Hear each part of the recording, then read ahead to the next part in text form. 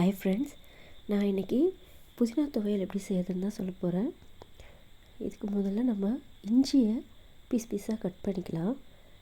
நான் வந்து 2 கட்டு புதினா 2 கட்டு கொத்தமல்லி எடுத்திருக்கேன், ஒரு நார்மல் சைஸில். ஸோ அதுக்கு ஒரு 100 கிராம் அளவான இஞ்சி நம்ம இந்த மாதிரி தோல் சீவி க்ளீன் பண்ணிவிட்டு பீஸாக கட் பண்ணிக்கலாம். ரொம்பவும் ஃபைன் சாப் பண்ணணும்னு அவசியம் இல்லை. இது நம்ம வேக வைக்க போகிறோம் இந்த சென்ஸ் வதக்க போகிறோம். ஸோ அப்படி வதக்கும்பொழுது அது நல்லா வதங்கிடும். புதினா எடுத்துட்டேன். புதினா ஏற்கனவே நான் க்ளீன் பண்ணி வச்சிட்ருக்கேன். கொத்தமல்லியும் க்ளீன் பண்ணி வச்சுருக்கேன். கொத்தமல்லியை மட்டும் நம்ம கொஞ்சம் ஒரு மீடியம் சைஸ் கட் மட்டும் போட்டுக்கலாம். ஏன்னா வதங்கிறதுக்கும் ஈஸியாக இருக்கும், நமக்கு மிக்சியில் கிரைண்ட் பண்ணுறதுக்கும் ஈஸியாக இருக்கும். அதுக்காக நார்மலாக கொஞ்சமாக நம்ம கட் பண்ணிக்கலாம். இந்த புதினா துவையல் உடம்புக்கு ரொம்பவும் நல்லது ஃப்ரெண்ட்ஸ். இது வந்து உங்களுக்கு குளிர்காலத்தில் இந்த வாய்ப்புண் வரும் இல்லைங்களா, அதுக்கெல்லாம் ரொம்ப ஒரு நல்ல ரெமெடியாக இருக்கும். ஸோ இதுக்கு வந்து நீங்கள் அதிக அளவில் இதுக்கு எண்ணெய் தேவைப்படாது. ஜஸ்ட் ஒரு தாளிப்பு தான் போடுவோம். ஃபைனலாக வதக்கிறதுக்கு எண்ணெய் ஊற்றணும்னு அவசியமே இல்லை. ஏன்னா இது வந்து அந்த புதினாவும் கொத்தமல்லியிலையும் இருக்கிற அந்த தண்ணியிலேயே வதங்கி வந்துடும். ஸோ இப்போ நான் வந்து கொத்தமல்லியை பொடியாக கட் பண்ணி வச்சுட்டேன் ஃப்ரெண்ட்ஸ். நெக்ஸ்ட் என்ன பண்ணுறதுன்னு பார்க்கலாம். இதுக்கு ஒரு 10 நம்பர் காஞ்ச மிளகா நான் எடுத்திருக்கேன். பச்சை மிளகா போட வேண்டாம், இதுக்கு காஞ்ச மிளகா தான் போடணும். அண்ட் தென் ஒரு கொட்டை புளி எதுக்கு போடுறோன்னா, இதில் நம்ம இஞ்சி காஞ்ச மிளகாலாம் போடுறோம் இல்லைங்களா, அந்த காரத்தை கொஞ்சமாக மாட்ரேட் பண்ணுறதுக்காக நம்ம இதில் வந்து புளி போடுறோம். புளி வந்து கொஞ்சம் திக் பேஸ்ட்டாக கரைச்சி எடுத்துக்கோங்க. நல்லா வடிகட்டியும் எடுத்துக்கோங்க, ஏன்னா புளியில் அது மண்ணெலாம் இருக்கும் இல்லைங்களா. ஸோ அதனால் புளியை நல்லா தண்ணியில் ரொம்ப நேரம் ஊற வச்சுட்டு நல்லா திக் பேஸ்ட்டாக கொஞ்சமாக தண்ணி சேர்த்து திக் பேஸ்ட்டாக கரைச்சி எடுத்துக்கோங்க. இல்லைன்னா நம்ம வந்து ரொம்ப நம்மளுடைய துவையல் வந்து தண்ணியாக ஆகிடும், அது ரொம்ப நேரம் நம்ம வந்து வதக்கிற மாதிரி ஆகிடும். ஸோ அதுக்காக நம்ம வந்து திக் பேஸ்ட்டாக புளி கரைச்சி எடுத்துக்கிறோம். நெக்ஸ்ட்டு ஒரு வாணலியில் ட்ரையாக இருக்கிற போது இஞ்சியையும் காஞ்ச மிளகாவையும் போட்டு கொஞ்சம் நேரம் நல்லா வதக்குங்க.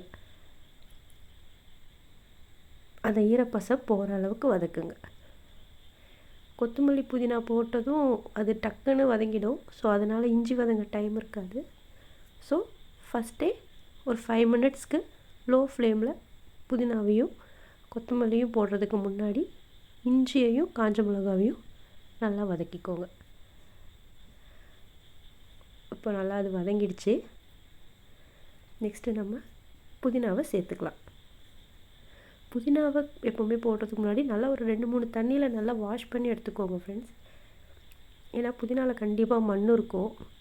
ஸோ அதனால் புதினாவை நல்லா வாஷ் பண்ணி எடுத்துக்கோங்க. புதினாவை போட்டுட்டு கொஞ்சம் அந்த புதினா வந்து தண்ணி கொஞ்சம் வற்றட்டும். அதுக்கப்புறமா நம்ம கொத்தமல்லியை ஆட் பண்ணிக்கலாம். கொத்தமல்லி போடுறதுக்கு முன்னாடி புதினா ஓரளவுக்கு ஒரு 75% கொஞ்சம் சுருங்கட்டும். ஏன்னா நமக்கு வந்து கொத்தமல்லி போட்டதும் தண்ணி, அதுவும் நிறையா தண்ணி விடும்.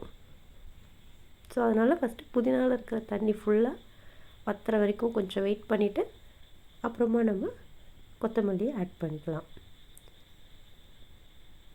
ஓகே ஃப்ரெண்ட்ஸ், இப்போ கொத்தமல்லி ஆட் பண்ணிக்கலாம். கொஞ்சமாக போடுங்க. பெரிய வாணலியாக எடுத்துக்கோங்க. நீங்கள் எந்த அளவுக்கு புதினாவும் கொத்தமல்லியும் எடுத்துக்கிறீங்களோ அதுக்கேற்ற மாதிரி வாணல் கொஞ்சம் பெரிய சைஸில் எடுத்துக்கோங்க. கொஞ்சம் லைட்டாக வதங்கினதும் ஒரு பிளேட் போட்டு மூடி வச்சுட்டு கொஞ்சமாக வெயிட் பண்ணுங்கள். இப்போ இது நல்லா சுருண்டு வந்துருச்சு பாருங்கள் ஃப்ரெண்ட்ஸ். என்ன பேன் மாறி இருக்குன்னு பார்க்காதீங்க. ஓகே, இப்போ வதங்கிடுச்சு. அதை நல்லா நான் கிரைண்ட் பண்ணிட்டேன். இப்போ இதுக்கு ஒரு தாளிப்பு போடணும். அதுக்கு நல்லெண்ணெய் எடுத்துக்கோங்க ஃப்ரெண்ட்ஸ். பேன் காஞ்சதும் நல்லெண்ணெய் ஊற்றிட்டு நல்லெண்ணெயில் கொஞ்சமாக கடுகும் உளுத்தம்பருப்பும் போட்டு தாளிச்சிக்கலாம். கடுகு உளுத்தம்பருப்பும் நல்லா பொரியட்டும். அது வரையும் கொஞ்சம் வெயிட் பண்ணுங்கள். தீஞ்சிடக்கூடாது. கருக விடாமல் லைட்டாக சிம்மில் வச்சு பொரிய விடுங்க. எப்படி பொரியுது பார்த்தீங்களா? ஸோ இந்த மாதிரி சிம்மில் வச்சு பொரிய விடுங்க. பொரிய விட்டுட்டு நெக்ஸ்ட்டு இதில் நம்ம அரைச்சி வச்சுருக்கோம் இல்லைங்களா, அந்த புதினா கொத்தமல்லி பேஸ்ட்டை போட்டுடலாம். போட்டு நல்லா அது சுருண்டு வரணும். அதில் இருக்கிற தண்ணியெல்லாம் சுருண்டு வர வரைக்கும் நல்லா கிளறிட்டே இருங்க சிம்மில் வச்சு.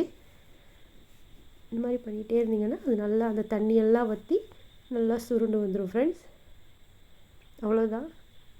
இப்போது நம்மளுடைய புதினா கொத்தமல்லி துவையல் ரெடி ஆகிடுச்சு.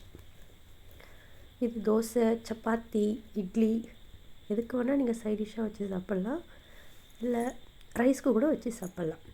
ஓகே, தேங்க்யூ ஃபார் வாட்சிங் ஃப்ரெண்ட்ஸ்.